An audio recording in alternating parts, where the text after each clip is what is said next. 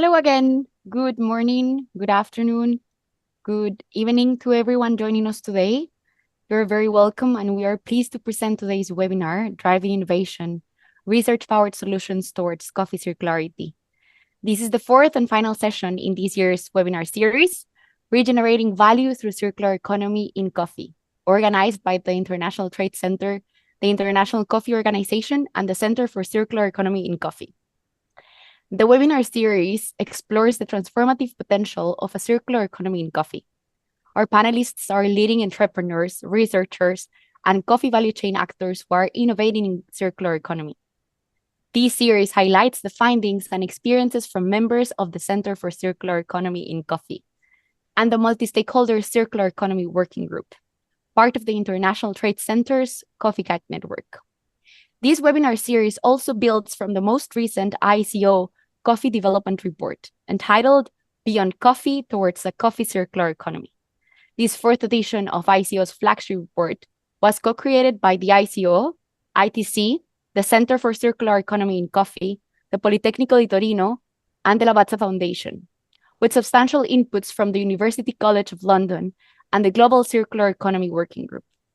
The CDR contains not only data and technical information on coffee byproducts, but also case studies and examples of innovations using coffee byproducts, including biochar, and also strategic recommendations for how the coffee sector can come together to support circular economy in coffee.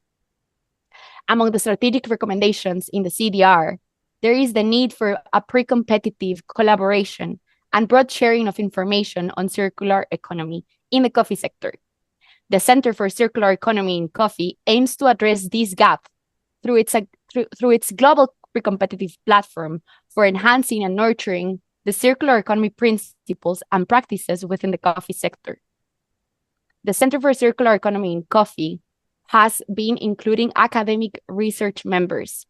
We currently have approximately 10 research institutions actively working with us on circular economy topics.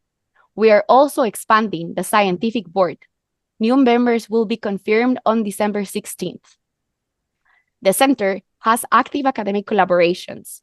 For example, we're actively working with the Politecnico di Torino through Fabiana Roveras, one of today's panelists, PhD.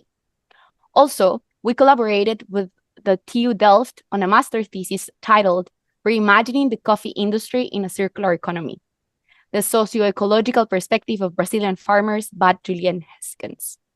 Lastly, we are working with a master's student from Bern University of Applied Sciences who is studying the economics of circular economy in a comparative analysis of Kenya and Vietnam. And without further ado, I will give the word to our moderator today, Hannelore Berland. Thank you. Thank you, Ariana, my colleague in the International Coffee Organization. Thank you for our co-organizers, ITC and the Center for Circular Economy. We're collaborating very closely. Thank you most of all for all the participants for making time for this webinar, and to our panelists. Working for you without you wouldn't make much sense, isn't it? So what will we do and how will we work today? As Ariana has already introduced, today we will look what innovations on circular economy for the coffee are brewing in the universities. We have universities from all over the world, researchers from all over the world who will share their innovations, what they are working on, how they see it. Not just on particular products or results. Some of the researchers will show how they see the systemic transformation, more a holistic view. How do they combine research, education, dissemination? How do they design these systems for transformation? So we will have both today. And this is reflected in how we will do it. Yeah, we will have two panels. And these panels will mainly present. So sometimes you have panels that only discuss. Here we have mainly presentations so that everybody can absorb as much as possible of the knowledge and the results and the research that they are doing. We will have one panel bringing mainly the research on specific innovations to use byproducts of coffee, different byproducts of coffee. We'll listen to them. Then we have time for questions. after we heard three of them. And then we have another batch of three presenters who look also at the more systemic, holistic approach of changes and transformation in and towards a circular economy of coffee. Yeah. So we will manage three presentations, time for questions, and another a batch of three presentations. Now, for the questions, all questions are welcome. Factual questions on the research, but also more strategic questions on what will happen with the research or your ideas on other type of research. Anything is welcome. Only we will not stop the presentations for your questions. So what you can do, you can post them in the in the meeting. Yeah, there is a question and answers. How do you say that? Yeah, place where you can click. Downstairs in your screen, you see Q&A. You can at any time post any question and we will look at it. Or you can keep your question until I say after the presentations, now it's time for questions. It's up to you and both are very welcome. Yeah. So you can already post them as they come up in your mind, whatever type of question for whatever type of idea, or you can wait. There will be time. Good. I hope that's clear for everybody. I don't see any hands for the moment for questions. And then I have the honor to introduce you to our first speaker. It's Dr. Jorge Cardona from the Zamorano University in Honduras. He's with us already. You're very welcome. He's associate professor in the food science and human nutrition. And it's very interesting to hear the diversity of the departments where our speakers come from today. So he's food science and human nutrition, and he also works on side products or co-products of other fruits and vegetables, not just coffee.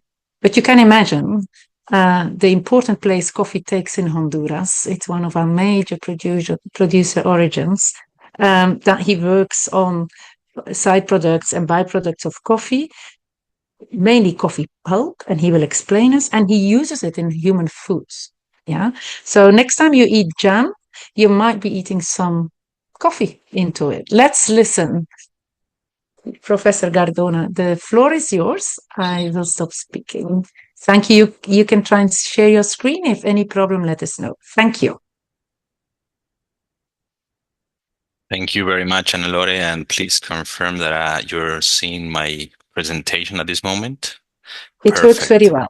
It's excellent. Good.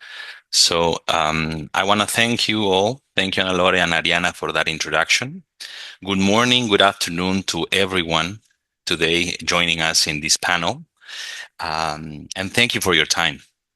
Today, I'll be sharing some of the experiences of research projects from Zamorano University in Honduras, and not only in human foods, but also in animal nutrition. As we all know, coffee is among the most important commodities worldwide, and for this region, it is instrumental to the agricultural GDP. Honduras is the major coffee producer in Central America with important economic and social impact to the country. As we all know, most of the biomass produced in coffee represents co-products. Pulp and mucilage are the most important ones, accounting for more than half of the fresh cherry weight, thus creating a conundrum for coffee producers, but also creating opportunities for circular economy and upcycling. Zamorano, as an agricultural university, plays a strategic role in the region to produce applied research projects to address this issue. Therefore, the objectives of today's presentation are to illustrate the applications of coffee co-products, pulp and mucilage in human foods, and determine the physical, chemical, sensory, and nutritional changes. Also, to illustrate the uses of coffee pulp in animal feed in the cases of monogastric and polygastric species. The studies were conducted in our main campus, 30 kilometers away from the capital city, Tegucigalpa, in our laboratories, plants, and farms. In the case of human foods, Arabica coffee was harvested and processed. Pulp was collected and dried to 11-12% humidity. In parallel, mucilage was collected after a semi-wash process and stabilized at 8-degree Brix. Subsequently, these ingredients were used to produce brownies and cookies, respectively. Color, texture, nutrient profiles, and sensory characteristics were evaluated. For animal feeds, fresh coffee pulp was used. First, silage was produced with coffee pulp and a mixture with corn or coconut following an anaerobic fermentation. Silage was then fed to beef and dairy cattle. Various analyses were conducted to measure weight gain and feed consumption in the case of beef cattle, and quality and quantity of milk produced in the case of dairy cattle. In parallel, larvae from black soldier fly were fed with coffee pulp and cafeteria residues. Biomass production and larvae development were measured. Eventually, these larvae can be dried to be used as animal feed for poultry and swine primarily. Given the time we have today, I am only going to show you the highlights of each research project to illustrate various applications of these co-products and some of our research capabilities in Zamorano. In the case of brownies, addition of coffee pulp flour instead of wheat flour improved acceptance of brownies and similar evaluations in various criteria. This inclusion influenced texture and color due to the decrease of gluten in the matrix. And most importantly, the addition of coffee pulp resulted in a healthier snack, making it a good source of fiber. In a study with cookies, where mucilage was used to replace honey as a sweetener, no differences were observed in consumer preference up to 50% substitution of coffee mucilage for honey. Color was not affected by this ingredient, but texture was hardened. Most importantly, the use of mucilage reduced almost 2 calories per gram of cookies, making it a healthier alternative for snacking. Going to animal feed, a study was conducted on dairy cattle, where 12 cows were fed with all treatments in a crossover method to supply them with all the treatments during the study. Interestingly, no differences were observed in milk produce and quantity of fat. Only a slight reduction of protein content was observed due to the inclusion of coffee pulp in the silage. Another study conducted in beef cattle showed that 24 heifers were fed with coffee pulp silage in a similar methodology as with dairy cattle. In this case, weight gain and feed conversion were evaluated with no differences shown with the use of pulp. However, less dry matter was consumed by heifers, presumably due to the presence of caffeine in the silage. The use of coffee pulp as a source of nutrients could result in savings of almost 30 cents per kilogram of weight gain by those heifers, demonstrating important savings. Last but not least, a study was conducted with larvae from black soldier fly Hermetia illucens, commonly used to biotransform residues that then serve as a source of nutrients for various animal species. Larvae were fed with coffee pulp mixed in different ratios of residues from our student cafeteria. Higher conversion rates were observed when coffee was part of the mixture fed to the larvae. Additionally, the larvae cycle was reduced by almost 3 days due to the presence of higher concentration of coffee pulp. In conclusion, coffee pulp and mucilage have an excellent nutrient profile that could be applied to human foods, both in confectionery and bakery products. Despite of some antagonistic components in pulp, silage is an excellent alternative to improve digestibility for animal feed, particularly in polygastric species. Biotransformation of coffee pulp by larvae represents an excellent opportunity for animal feed, mostly in monogastric species. And cost reduction can be achieved when coffee co-products are used instead of flour in the case of human foods and carbohydrate sources in the case of animal silage. Next steps in our research effort include following up on recommendations from the studies presented today and working on other alternatives for circularity, which include soil enrichment, packaging development, and high-fiber chocolate development, among others. I want to thank the Center for Circular Economy for this opportunity and platform to share what we do in Zamorano to advance the coffee industry with a sustainable approach, and also to show our partners what we can achieve together. Thank you for all your time, and I'll be glad to answer questions from our audience. Thank you very much, Professor Cardona. This was so interesting and so clear. Please hold your horses for the questions. You can note them in the Q&A or note them on your own papers or keep them in your head. This was so interesting, but also very clear. So you've put the standard very high, Professor, for your colleagues who follow. And I now have the honor to go to Professor Owaga.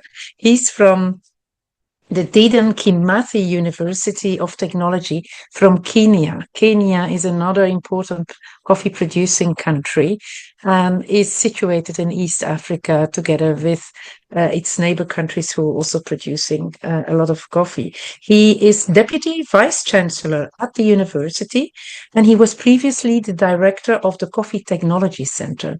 And so you can imagine that his research focuses on the revalorization of coffee byproducts, and, for example, also using cascara. That's one we didn't hear yet. What I find so special about his approach is, or his team's approach, is that from the start they work with communities and coffee cooperatives, and they spend a lot of efforts on training of trainers, for example. So I think we're very curious to hear what you can teach us, Professor Awaga. Please, the floor is yours. Let's try and share your screen. If it's not working, we will support you. I believe should be set. Kindly confirm if it's perfect. Okay. So once again, thank you so much for those very kind words in the introduction, and my pleasure to be among my colleagues this morning, afternoon, evening, and quickly, I know we don't have much time, but I wish to share with you what we do at Dedan Kimathi University. Very, very unique university because we are centrally placed in Kenya.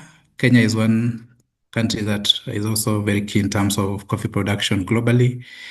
And the central part of Kenya is actually where most of the coffee comes from, and that's where we are located. We also get involved in the entire coffee value chain in terms of agronomy up to commercialization of coffee. As indicated up there, we have about 300 acres under coffee, about 40% of our land acreage.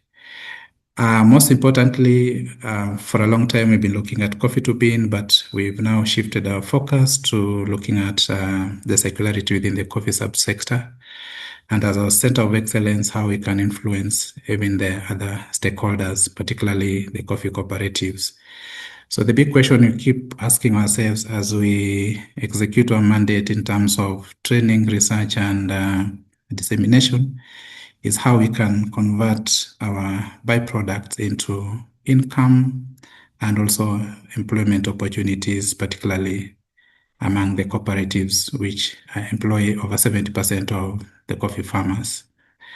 And what you have before you is basically showing the current usage of the byproducts. You can actually see that a huge component is just discarded on land, posing environmental concerns, no serious economic value being derived from those particular byproducts.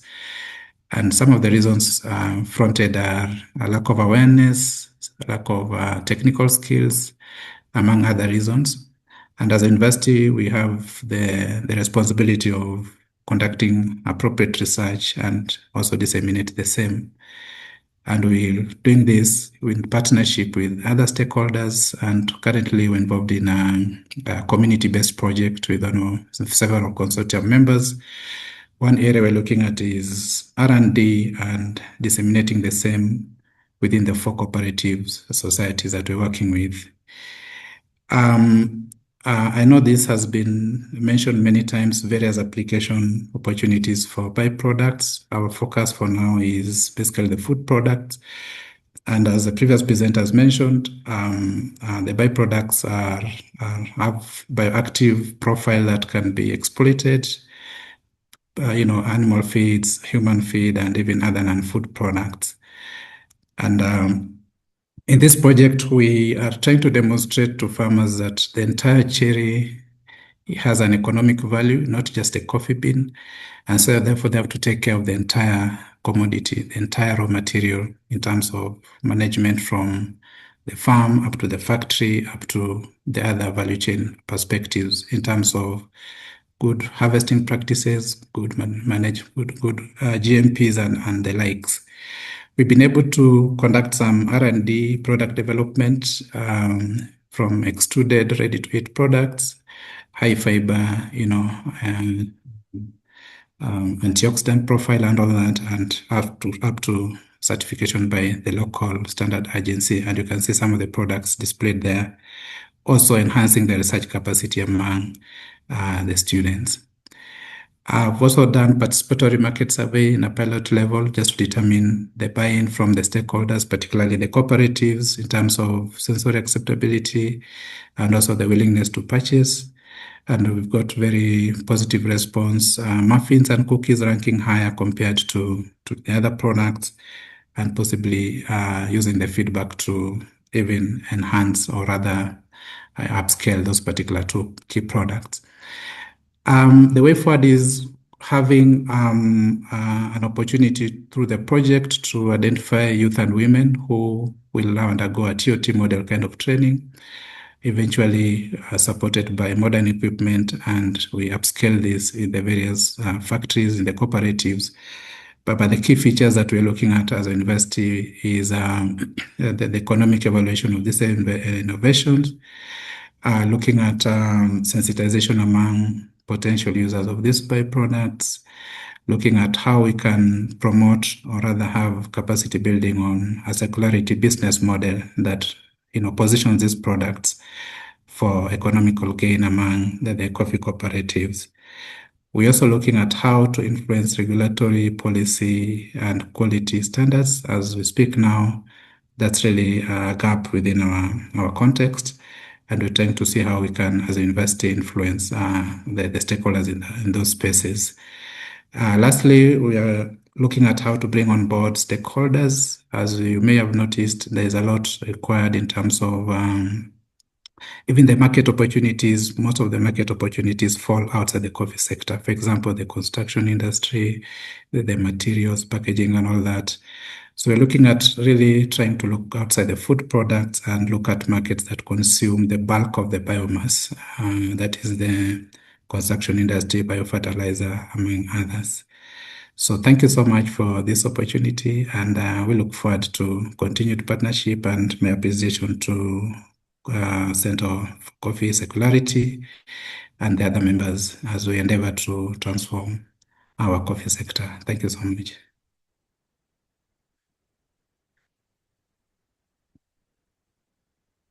Am I clear? Can I stop there? You may stop. Thank you. Yes, thank you. I'm sorry, I couldn't switch my microphone on. It works. Thank you, Professor Owago. You can see what type of technical person I am, not at all. I liked your approach just as much as the first one, starting from looking at the income of farmer, reducing inputs, and even the quality management of cascara by the farmers. I think that's great. Moving to all what relates to consumption, prototypes of products, checking the consumption response. I think that's also far going already, and trying to find business models that make it viable, and even the regulatory framework you're looking at. You're very modest to say that there's still gaps in your research. I think you made big progress already. Before we answer the questions, and I see there's already very interesting questions in the Q&A, feel free to react or ask questions in the Q&A. We will first listen to one more panelist, so one more speaker, and then we will go to the questions. So our third speaker, and I welcome her, is Dr. Maria Dolores del Castillo. I can't say it so nice as you say it yourself in Spanish, but you're very welcome. She's senior research scientist at the Spanish National Research Institute. Spain is a very important consumption country for coffee, but also very important processing industry. So we welcome you that you do research in your country on circularity of coffee, and listen at her title or at the focus of her research. Again, different. It's now sustainable health and planetary diet. I love that. Yeah. And I love that we can hear of you here in this medium. She works on coffee valorization in her research, and she's been doing research on coffee since 2000. So that's 25 years. Congratulations. She's an inventor of several coffee-related patents. So she has business intelligence. It's excellent to have you here. She's also cooperating internationally on several of these co-products of coffee. But let's listen to her. Professor Dolores, please, the floor is yours. If you have any problems, let us know. Can you see the presentation already? We can see it. Thank you. I think you can still improve it. It's not in presentation mode, really. It is right now, no? It always takes a little bit of time. It is now. Thank you. Yes. You can go. Thank you very much for your kind words. You say too much about me. I don't know if I'm now ready just to start to speak about that. Okay. Well, we are a group that we belong, as you say before, to the Institute of Food Science Research. Officially opened in 2011, is a joint center owned by the Spanish National Research Council and the Autonomous University of Madrid, that is integrated in the one CSIC International Campus Excellence. That makes simple my teaching or my supervising or the research, because we have a lot of students here, and you all are invited to visit it all over here. We focus the study on the sustainable food innovation, applying circular economy principle to valorize the coffee byproducts, not only the coffee byproducts, if you go to our webpage, but they are the main one that we are studying. And our goal is just to transform the waste into functional ingredient and novel food, just to achieve that we are looking for the planetary diet. We have studied several coffee byproducts. This is what you can just to look here. On the left, you have, I don't know if you can scan the QR.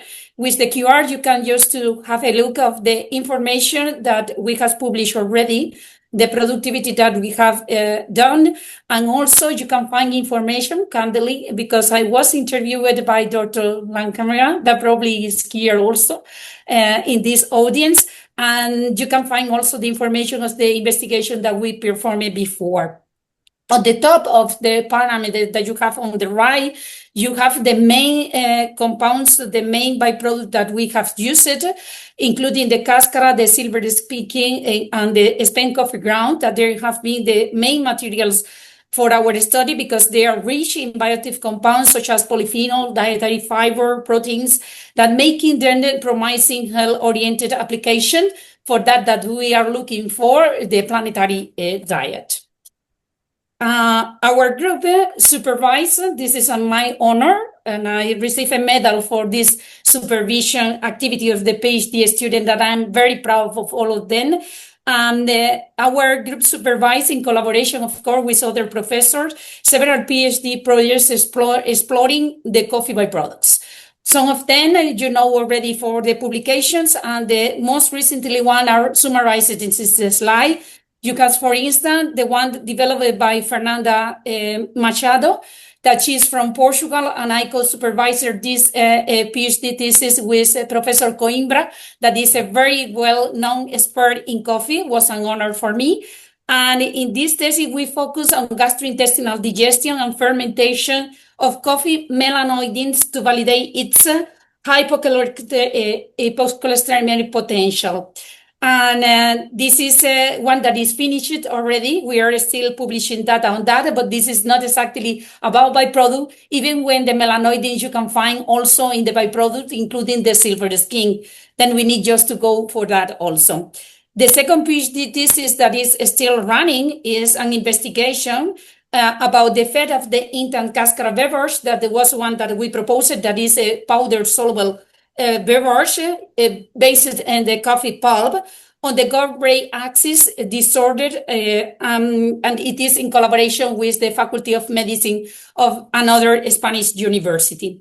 We have another thesis that is the one from Lena Lamy, that she works on the food stock co-creation for global nutrition security at the Autonomous University with my supervision and Amaya Iriondo, that was another PhD student in the past of the group. And the last but not the least, because the information that she's providing is very nice, is the one developed by Nadia in Poland, that is a co-supervision also, and developed fermented non-alcoholic beverage using coffee silver skin to reduce diabetic risk. And this is developed in collaboration with the Lodz University of Poland.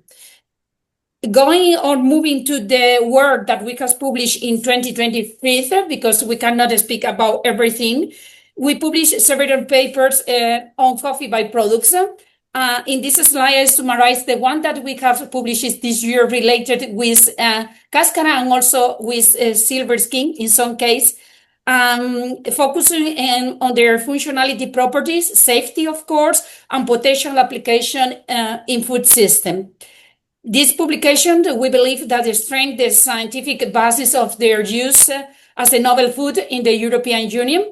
And the article published in Fermentation, for instance, that is the one that you have in your left, compare the consumer's acceptance of health benefits of yogurts enriched with coffee and wine, that is another important byproduct, and they have a lot of similarity, making byproducts. In this case, the byproducts that were studied include the cascara and silver skin, and the study concluded that the yogurt with the coffee cascara showed the higher sensory acceptance, significant antioxidant, and more important, in my case, antidiabetic properties due to the the composition of the extract, and an overall health promoting profile.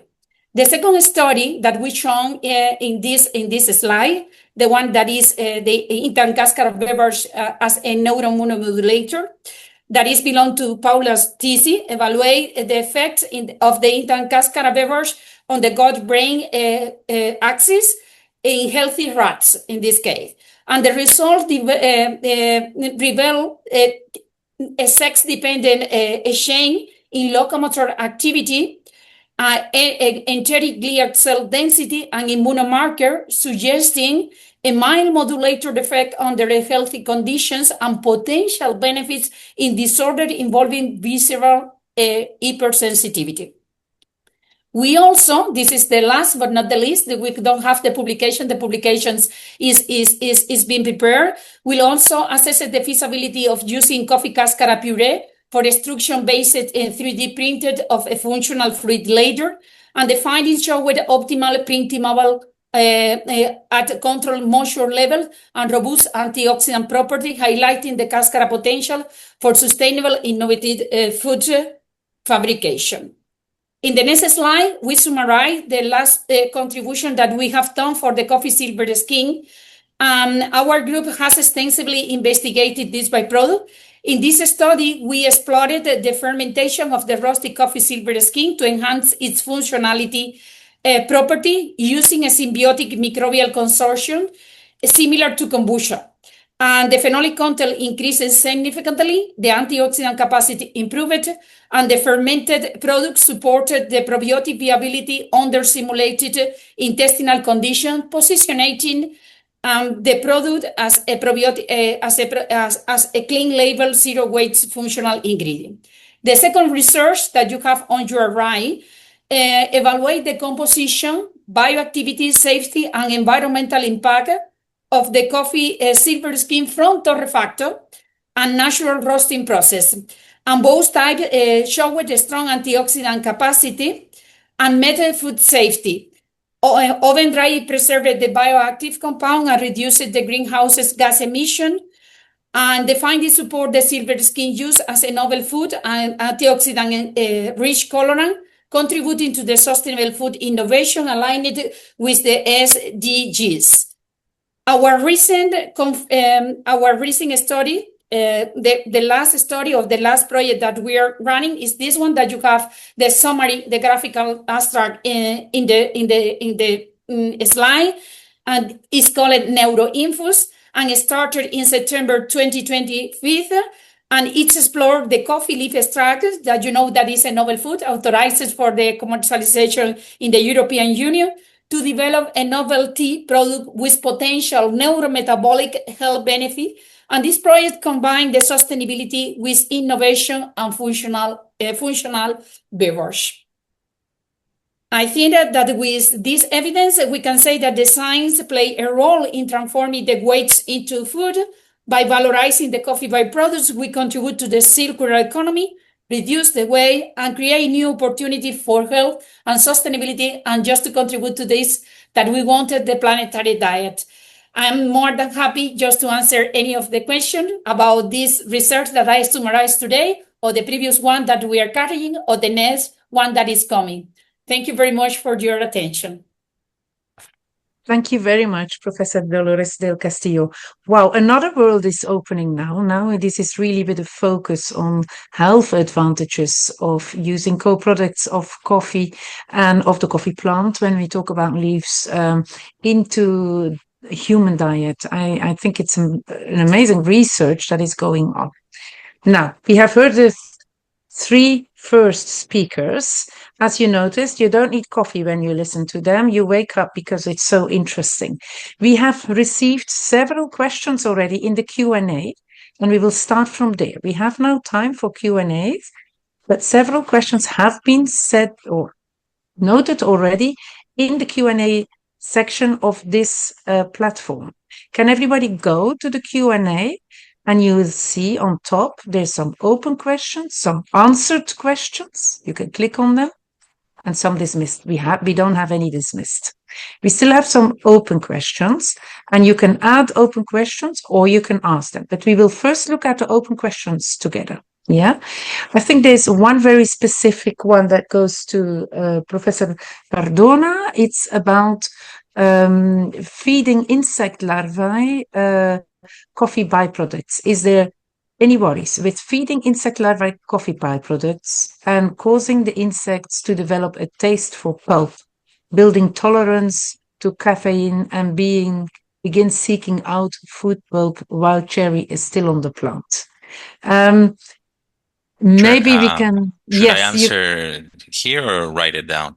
Because I think you can answer here. You can answer here. Yeah. Great. It's important to say that the stage at which we feed the insect is as the larvae. It does not go to the fly. So, and everything is done in a plant where actually we collect residues from our cafeterias, from coffee pulp, or any type of residues, which is then transported and fed in a controlled environment. So there's no chance that these insects will create any type of tolerance nor preference to coffee fresh in the plant. So, and actually the plants where you use this type of larvae are far from the coffee production. Therefore, I don't see any problem with that. Okay, interesting. Thank you. I hope the question is answered. We have another question to Professor Dolores. Are there already clinical studies regarding the consumption of coffee silver skin products? I think I saw them on your slide, but maybe you can explain and put in perspective. about the silver skin, I think that there are a lot of studies about silver skin. And the main of them, they're in animals, of course, but there are studies in silver skin because they include the sensory analysis of the product. But in a clinical terms, I think that they didn't, because in the case of a previous PhD thesis that we got wrong, we got studies, but were in animal, was for the prevention of the diabetes. Then in animals, were in rats, in Wistar rats. In this case, we observed that there are not toxic effect at the concentration that you can use it when you prepare like a beverage, for instance, or you can prepare biscuit with that, just having a concentration in just to have this nutritional claim of contain dietary fiber or higher concentration or high dietary fiber. But to my knowledge, there are not anyone just run exactly with one specific very recently. I mean, most of them, they are in animal, and the one that they include other stuff, they are mainly focused on the sensory analysis. Thank you. I think that's okay for now. Please be in touch with Professor Dolores del Castillo if you want more details. And please, to everybody, you can also look in the answers, very interesting answers to very interesting questions that have been answered.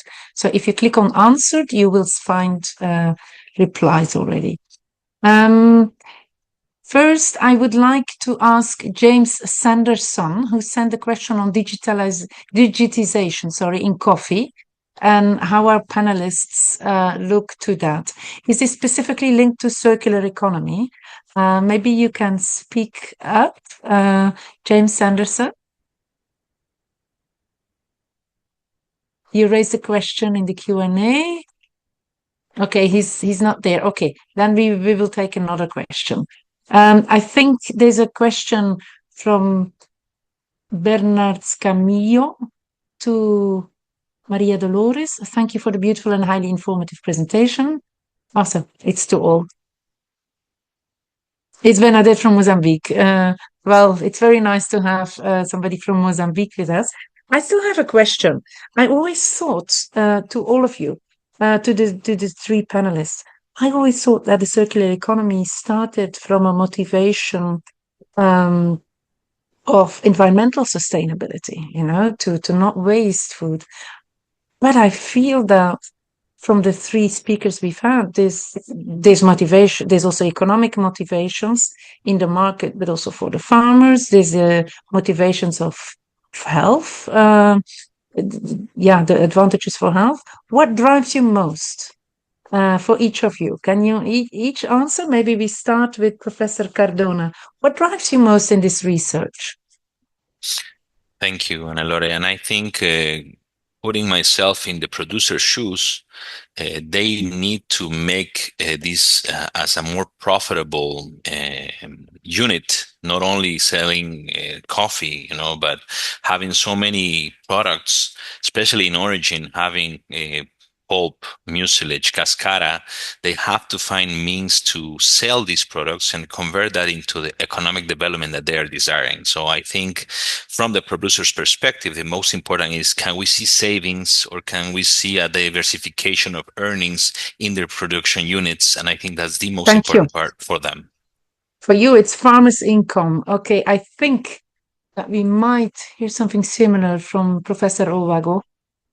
What drives you most in this research in circular economy from coffee, on coffee? Yes, Professor. Yeah. Mm-hmm. Thank you so much. Yes, as just want to echo what my colleague has said, because we, for a long time we talk about environmental concerns, but also we appreciate that with the emerging issues on climate change and others, and also the fluctuation in coffee prices that our farmers bear, there's urgent need to have alternative revenue streams for our farmers, and not just economic revenue stream, but the one that trickles directly to them. This will translate to other benefits in terms of income, well-being, health, all those SDG indicators. So the main motivator for us is the money goes to the pocket. Actually, for them to adopt these technologies, they must feel they're benefiting economically. That's a catalyst for adoption for these technologies. Thank you so much. Thank you. Farmers' income first. Thank you. And Maria Dolores, I think you might have another answer. Let's listen to you. What drives you most? You guess right. Yes, I think that I know that the farms, and I'm very kind with the, I think that the farms is needed, and we need just to do that. But I am more worried and more motivated about the food security and food nutrition, because we need just to keep the farmers working, and working in the right way. But we are throwing away a lot of things that they got a lot of valuable, and they are natural, and they contain whatever we need just to reduce the hungry, just to reduce the malnutrition, or just to reduce the risk of the chronic diseases that they are cause of mortality or morbidity worldwide. Everything regarding to the obesity, diabetes, and so on. These compounds, they are rich of a lot of bioactive compound that can act during or throwing different mechanisms of action that they can be really treated as a medicine with a different perspective. But in other words, also, this is something that is very acceptable by everybody. Doesn't matter what is their ideology, what kind of diet they wanted. When you say then that you're going to use a byproduct of the coffee, that is something that they love it because they drink many times through the day, they accept it. In Europe, we have with other novel food more problem that they can be very good, like the insect or so on. But I think that worldwide, you say, I'm going to reuse or to upcycle something that is coming from coffee, and everybody clap and they welcome that. And then I think that we have here a very great opportunity to encourage the people to reuse, to upcycle, to avoid the contamination, the planetary problem, and just to convert it in nice, tasted, healthy foods for reducing the risk of these chronic diseases. Thank you very much. And I think it's just this combination of interests in all sides of the value chain, from health for the consumer, but income from the farmer. That's what holds the promise for circular economy in coffee, I think. Thank you. There's one more question that I would like to address to Professor Ovaga from Gabriel Castillo. It is known that coffee companies have slow cash flow, since they harvest only once a year, depending on the region. Taking this into account, do you consider these byproducts to be profitable as an additional source of income for coffee farms, given that their cash flow normally does not allow for new investments? Professor from Kenya, what's your experience? Thank you so much. That's very correct. If you noticed, I made a presentation on post-harvest handling and quality management. One aim of that component is basically to be able to preserve, or rather obtain the highest amount of byproducts during the peak season, dry them or conserve them in a manner that can be used during the low season when they can be converted into other value-added products. And that will enable the farmers that will cushion them against the price shocks that we experience globally in terms of coffee, and also keep them idling. The idle capacity of the factories will no longer be there and able to generate additional revenue. So I agree with that statement, and we are very strategic in terms of that component of post-harvest handling, because these byproducts are highly perishable. Thank you. Thank you. A personal comment. I visited some coffee farms in Honduras earlier this year.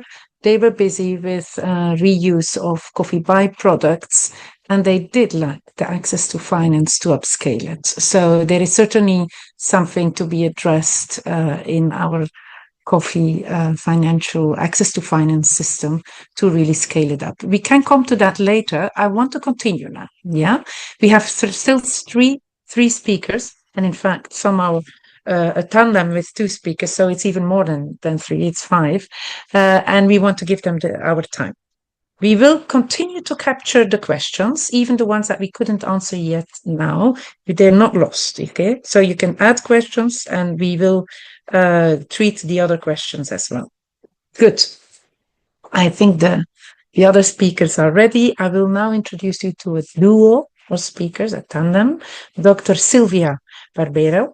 She's Vice Rector from the Istituto Politecnico di Torino in Italy. And she's Associate Professor. And listen well, now we go to another type of department in design. So she's from the Department of Design and Architecture in Turin. What has she to do with circularity in coffee? Well, these people and these professors who are in design, they look at a holistic approach. How can you design a transformative process towards coffee circularity? She will present together with the PhD researcher Fabiana Rovero. She's doing PhD research on food systems and context-specific insights on how decisions are taken in such a change process towards a circular economy. I invite both of them to present now. And as I've explained in the beginning, we move now more to a more holistic, transformative approach. Thank you. We will take Dr. Stefana Bertinetti just after that. Thank you. Thank you. Thank you so much for the introduction and for the invitation at this webinar. I will do that presentation with the Fabiana Rovera. Thank you for sharing the presentation that we are going to do together. So the first part, I will do a more theoretical part regarding the approach in general. What is systemic design and why the coffee value chain or system in the sense of very whole and complex system, we can use it. And then in the second part, Fabiana will go more in deep with some examples and activities, research that we have done in Politecnico di Torino. So the reason why we apply the systemic design, that is a pretty new discipline regarding the way in which we can design not just single object or services, but entire system. In that case, the supply chain related to coffee is a good way to applicate the systemic design approach because it is real, a complex system where we put in connection very different value and partners with many relations, one among the others, with different interconnection and relation that change the system itself. So how we can design a new system in the coffee sector that will be more sustainable in a very larger way and concept. Like a sustainability and the sustainable development at environmental level, at social level, and economical level too. So it is the application of systemic design in coffee sector is really a good example to apply it because we can have this multiple effect on it. In the next slide, we can tell you more in depth why we are how we can apply the systemic design approach to coffee sector. As I mentioned before, through the research, of course, that we have done, through the education experiences run with our students at the bachelor degree and with the master degree too. We have different courses and especially in the one related to the sustainable design for food system and in the master degree in systemic design, we are working on with the systemic design approach on different sector, and especially in the bachelor degree that is focused on food systems. We often have this kind of collaboration also because in our territory in Torino we have many of coffee, so the students can also appreciate the visit in the companies and the and let me say traditional behavior in Italy related to the coffee. And then also we work on coffee sector through the thesis. So we propose the topic during the course, but then some students will be passionate on that topic and decide to follow it also and go more in deep with a thesis. When we are talking about the design research at the Department of Architecture and Design, we have a quite long history in it, started with in 2007, more or less, with some experimentation together with Lavazza and the exposition that you can see in the picture, in the first picture on the Salone Internazionale del Gusto. And we follow with many researchers around that topic, especially funded with by Lavazza and Fondazione Pericle Lavazza. So here you can see in the left side of this slide many other articles, books, and researches related to that topic. The last one was this system that you can see the cover in the middle of this slide. That is the Systemic Design for a Coffee Circular Economy Research Report that was published and delivered in 2022. Thanks to the researcher Alessandro Campanella and Carolina Giraldo Nora, that show how the coffee system can be really complex and what are the actual in 2022 solution related to circular economy and sustainability. Furthermore, we have done other researcher also with other departments like the Engineering for Environmental Land and Infrastructure department or the Department of Applied Science Technology, more related in one case with water footprint and energy recovery related to the coffee sector, and the other one related to the chemistry, so the green extraction and the pyrolysis related to the waste came from the value chain. Last but not least, the experiences that we have developed in the Center for Circular Economy in Coffee, that we were one of the founder of it, together with Fondazione Lavazza and the University of Gastronomic Science of Pollenzo. So in that context, we a part of funding the center, but we map the value chain with a series of existing good practices across the coffee supply chain, and you can see them on our website. And then we work on the promotion on the circular economy in the sector, like participating and animating that kind of webinar, and working on a pilot project and research related to the different solutions in order to also facilitate the collaboration with other institutions. And then to go in deep with some practical example, I will leave the screen to Fabiana Rovera.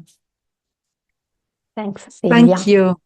Thank you, Fabiana. You can start with but you only have 2 minutes, unfortunately. Okay. Sorry about that. Okay, so when it comes to the educational and project experiences that shape our degree, we would like to highlight one developed in 2023 within the Sustainable Design for Food Systems program. That is a collaboration between Politecnico di Torino and the University of Parma. And this project focused in particular on the role of systemic design within the coffee value chain, exploring 4 phases of the chain. So the coffee processing, wet or dry, the roasting, the consumption, and the end of life. This work is connected with the systemic food design module and has developed in collaboration with Center for Circular Economy and Lavazza. And the aim is to provide students with the theoretical frameworks and the methodological approaches and design tools needed to understand and address the complexity of coffee system. During the course, we explored real cases study, such as one conducted in Colombia, mapping data, challenges, and opportunities within the supply chain. And this process allowed us to uncover territorial inequalities, educational gaps, and also the role of small farmers, for example. And also the importance of designing interventions that are both systemic and sensitive to local context. In this slide, instead, you can see all the theses, also some examples of the thesis that students elaborate in the Politecnico in Torino, and they demonstrate how systemic design can be applied to a wide variety of challenges, generating sustainable and long-lasting transformation. So, for example, some projects focus on quality enhancement and cultural resilience, like the work of the first thesis. The second is more linked to stakeholder dynamics and equitable transformation inside all the social part. The third is focused on education and value creation inside the coffee systems. Instead, the fourth of Sonia Gasparini is about the valorization of spent coffee grounds inside the cosmetics industry.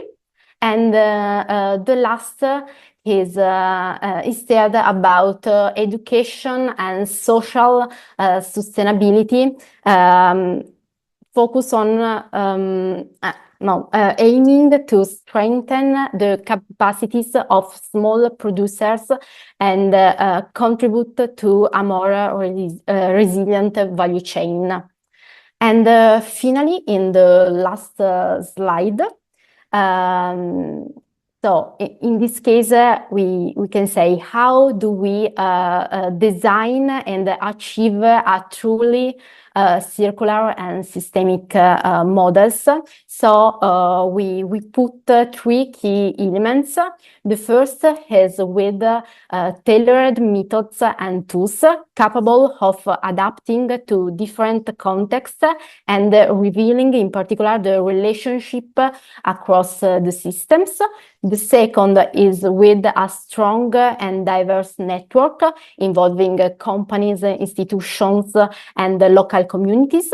And the third is with a common, shared vision within decision and ensuring that the projects remain aligned with the longer-term sustainability and impact goals. So, in conclusion, these experiences show that systemic design is not just a methodology, but is a lens through which we interpret and rethink complexity, and it enables us to design not only products, but also relationships, flow, knowledge, and value in general. And we think that this is crucial for a complex supply chain as the coffee supply chains. So thanks very much. Thank you.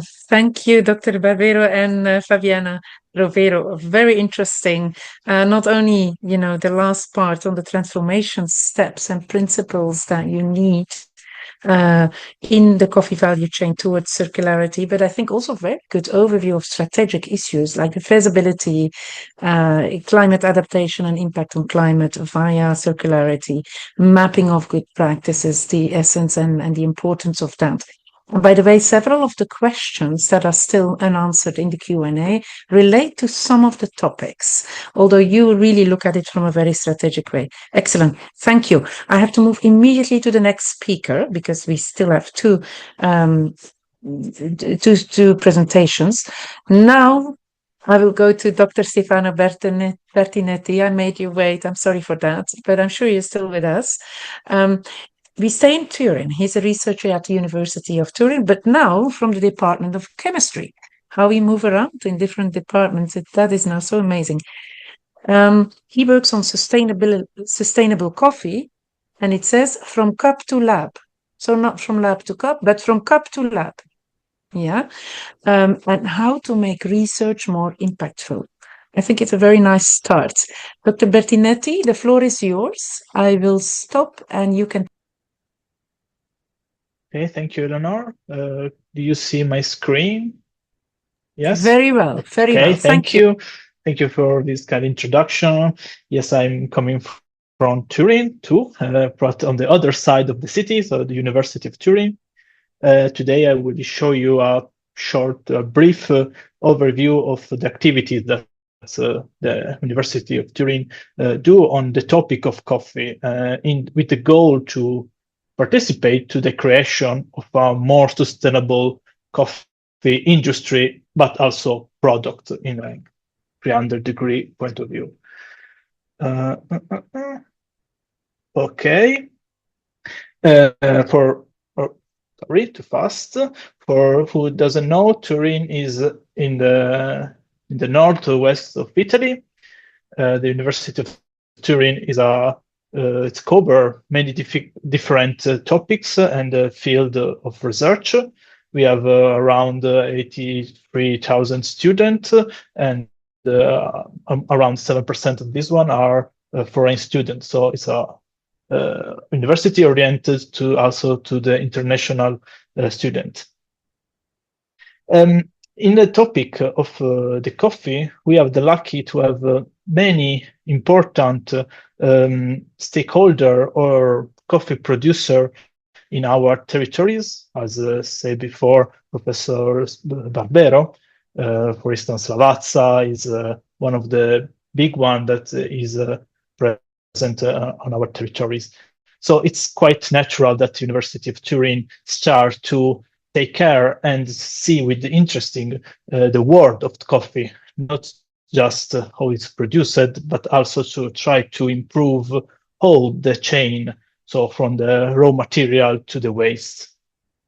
Our universities focus on 5 research clusters, the valorization of waste in the context of circular economy and also bioeconomy. This is what we are talking today. So very important to reuse all of the product that come from the chain of the coffee production. Another topic is the study how to improve the resilience of plants, because we are living in a world that is changing. So we need new species, or try to improve the already present species of coffee plants that can be more able to face the changing of the climate, of the weather, and so on. Then from the study of the product, from different point of view, from a chemical point of view, for physical, biological, and so on, economical, we can get many different data, and we have to also to have the tools to be able to extract as much information from this data. So we need to develop data analysis technique based also on artificial intelligence and big data centers, data mining, and so on, to be able to extract as much of the information that we get from our research. And last, the economics point of view, because all of this system, all of these production system that we can thinking needs to be sustainable also from the economic point of view, because people need to live on this production. So it's important also that. We believe also in connection with our partner, that is very important also the educational point of view of the people who work on in these topics in the coffee producers and productions. So from the next year, we try to start international master about coffee production. Being a connection with, especially with Lavazza, we can able to find and focus on the real, the most important topics that the producer requests to the people who works in this field that they know. So we are trying to teach and to educate future people who will be expert on this field, specifically on the topics that the market really needs to be covered. One of the most important aspects is the valorization of coffee waste and byproduct. As we already said before in the previous presentation, the coffee chain produce different type of waste and byproduct. And the University of Turin tried to use this waste in a different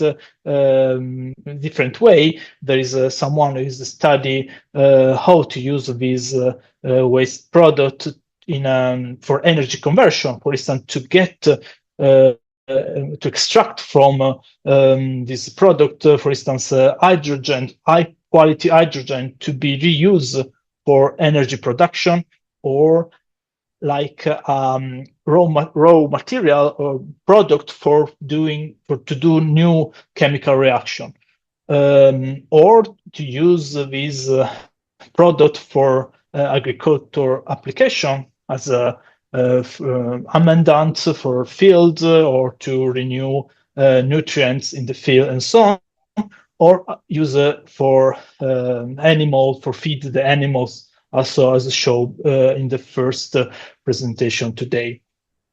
In I'm afraid you have less than 1 minute, please. Otherwise, we cannot hear the last speakers. Okay, thank perfect. you. It's very interesting. I'm going to the last one. Exactly what we do in the chemical department. We are studying how to remove pollutant from environment, especially metals and organic pollutant. And we are an idea to use the coffee waste that contain a specific molecule like melanodin, that it was very able to link to these pollutants. So we can think to add this coffee waste into a hydrogel. So we produce this little sphere that is able to catch pollutant from, especially from water. So when we remove this hydrogel from water, we also remove the pollutant. This is the idea that we get from already published works. So we would like to use this idea also in our study. And in this way, we think that is a very clever or interesting way to use waste to improve also the environment in which also producers works. So also to, in some way, make more sustainable also the production of coffee itself. So I close here. Thank you. I'm here for questions. Thank you, Dr. Bertinetti from the University of Torino. It's so good that you could join us. What a good overview and what an integrated vision and research you're promoting. Also a very strong focus on collaboration. Thank you. Anybody can post questions and anybody can still answer them as well. Yeah, you just go click on the Q&A on the bottom of your screen and you can ask questions or answer questions. I would like to move to our last speakers. Some advantages to be the last speakers. There's also some disadvantages, but I think we all still have a lot of concentration because of all the previous speakers that were so interesting. I will introduce you now to Dr. Franco Fassio, together with Dr. Mayra Campanella. Dr. Franco Fassio is a systemic food designer. Here we go again. Can you imagine? And he's an associate professor at the University of Gastronomic Sciences. That is amazing. I think that's now another type of science that we have here today. And he's from Pollenzo, from the University of Pollenzo in Italy. He is focusing on innovations, using food waste. And I think let's listen very well. We're all going towards Christmas festivities, and maybe we can have some concrete ideas on how we can look at food waste or how it can make us reflect on the world, on climate, and on global challenges. Let's listen to Dr. Franco Fassio and Mayra Campanella. The floor is yours. Please try and share your screen. Okay, thank you. Thank you very much. And allora, good evening, everyone from Italy. First of all, I would like to thank the organizer of the global webinar series for inviting us to this prestigious event. And thank you, Hannah Laura, for introducing us to this virtual stage. It's really a pleasure for me and Mayra to be here with you today, even if only online. Well, together with Mayra, we have prepared a presentation for our speech. Well, do you see the presentation? Yes, okay, wonderful. Thank you very much. Well, therefore, dear colleagues listening, the goal of our speech today is to share with you some of the activities that, as a University of Gastronomic Science in Pollenzo, we have carried out in collaboration with the Center for Circular Economy in Coffee. But before going into detail about these activities, allow me to use this beautiful photograph of our university to briefly tell you how the University of Gastronomic Science of Pollenzo was founded in 2004 with the aim of spreading culture and good practice of food sustainability and sovereignty. Well, the university is a dynamic and innovative institution that has been trusted with the mission of training gastronomists that are new professional figures who have a comprehensive and holistic expertise of the different aspects of food system. But let me conclude this presentation, say that the university was founded thanks to Slow Food Association, which is a global movement involving million peoples in over 150 countries, founded to prevent the disappearance of local food cultures and tradition. So in this slide also, a photo of us with our colleague from the Lavazza Foundation and the Polytechnic of Turin on the day the Center for Circular Economy in Coffee was founded in September 2023. Well, at this point, let us look at some of the activities we have carried out as a university. And as soon as the center was established, we decided to contribute to the initiative by placing the theme of the circular economy for coffee at the center of two university courses made by me, the course of Systemic Design for Circular Economy and Agroecology, that I teach at the master degree in food innovation management in Polenzo, and the course of systemic design for food that I teach at the Polytechnic University of Milan. The aim of this activity was to get gastronomists and designers to work together on a systemic analysis of Kenyan, Vietnamese, and Colombian territories where coffee obviously is produced, in order to identify critical issue and opportunity that can be resolved by adopting a systemic and circular approach to the production, processing, distribution, and consumption of coffee, obviously. Well, the project proposal that emerged from the students who were between 20 and 25 years old offer, in my opinion, a glimpse into the future of coffee in these three countries. Then a number of the students decided to explore this perspective in a greater depth through their degree thesis on the topic of the circular economy in the world of coffee in general. And in this regard, I think it's important to note that a significant proportion of degree theses underscore the pivotal function of the circular economy as a means of combating climate change. After that, in parallel with these activities from 24 to September 25, together with the center, we contributed to the development of a more in-depth analysis of coffee production in Kenya. And in this regard, I would like to greet my colleague Hedy, would I thank you for the presentation he has just given, which I found very interesting. Well, the production of this report has been made possible through the support of the Italian Agency for Development Cooperation. And well, this report, I think it's the result of a unique collaboration among academia, government, international organization, and the private sector, brought together by the joint declaration signed between the United Nations Industrial Development Organization and Lavazza Foundation. Well, the insights of and recommendation presented in this report, in my opinion, represent a meaningful step forward in driving systemic, circular, and agroecological change within the coffee value chain, and contribute toward the broad objective of the Sustainable Development Goal in general. I suggest that everyone listening read this report, which is available on the Center for Circular Economy in Coffee website.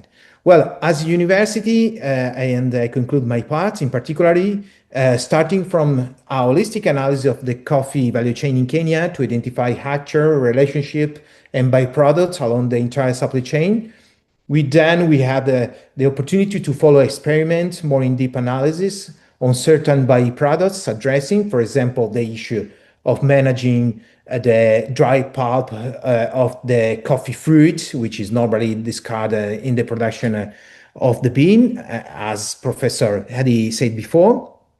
This led to experiment on possible new products made from cascara. And after that, what emerged from this discussion was the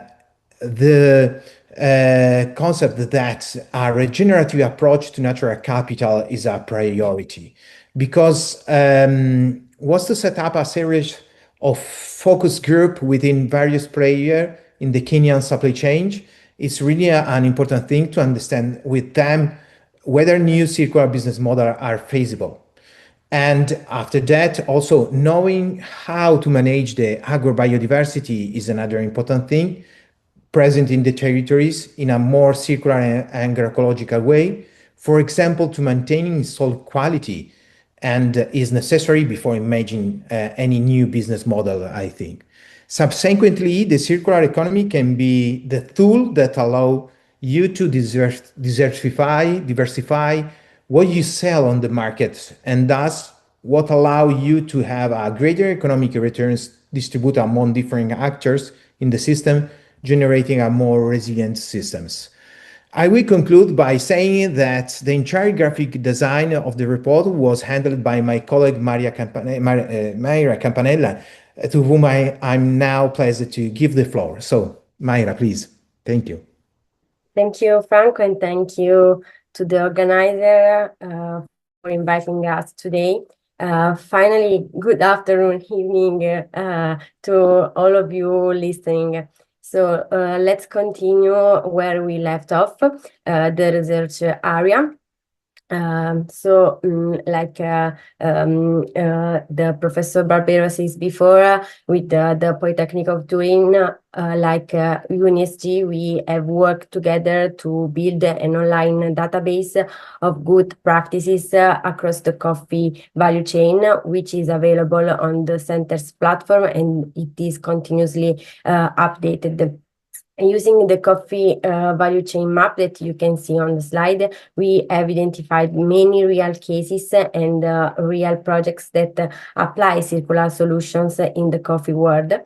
And many of the initiatives we identified focus on the use of byproducts. As you can see in these two graphs, most of them are in the consumption and end of life phases, followed by the collection and processing phases and the agriculture. While regarding the byproducts used in these case studies, spent coffee grounds are the most common, followed by coffee husk packaging and capsules. So circular solutions can appear at many different points in the coffee value chain, and thanks to circular approaches, all of these byproducts can be transformed into new resources. So this research is also connected to our communication work. For example, I support the center's LinkedIn channel by helping with content and visual design, because our goal is to share this good practice, highlight their impact, and show how byproducts can be turned into something new. Another important area of collaboration between UNSG and the center is the third mission and communication area.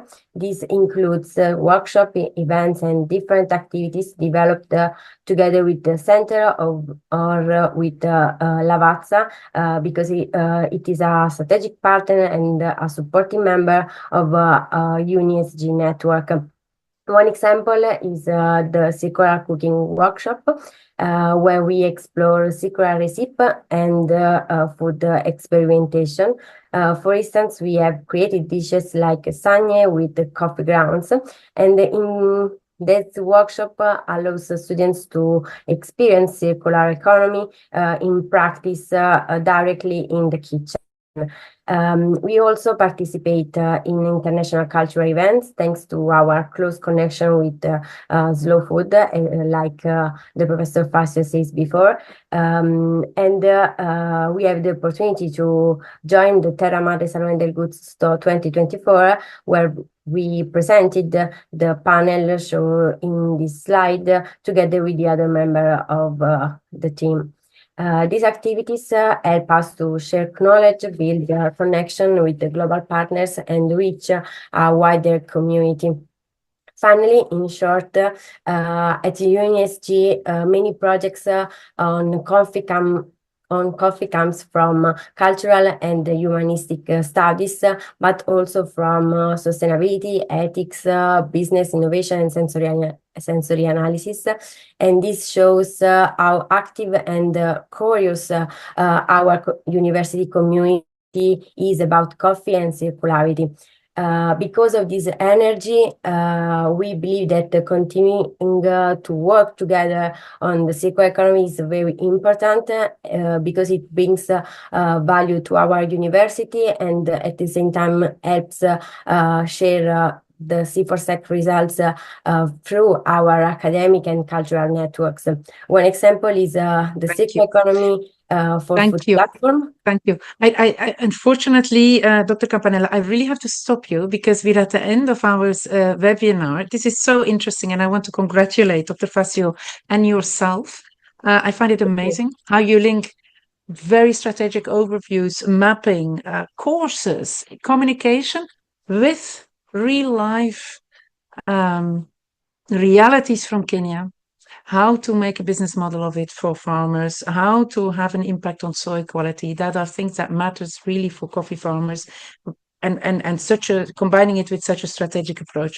Thank you very much. And sorry again that I have to stop you. This is very interesting. I think overall, from this webinar, we see these many pilots, many interesting insights, transformation models.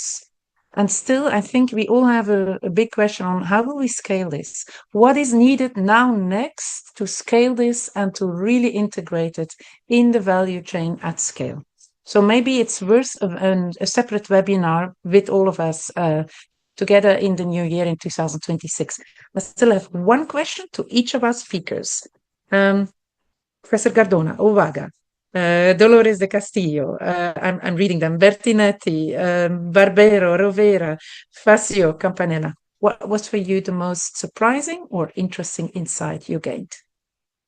One phrase from each, and we start with Jorge Cardona. Thank you, Lore. What I can get is we have such a diverse group of researchers and institutions doing so much to show that there's a lot of hope in terms of circularity for coffee. So I take that. I'm writing down all these names so maybe we can work together in the future, because joint efforts will, move us forward in terms of circularity. The diversity and the synergies that are possible. Thank you.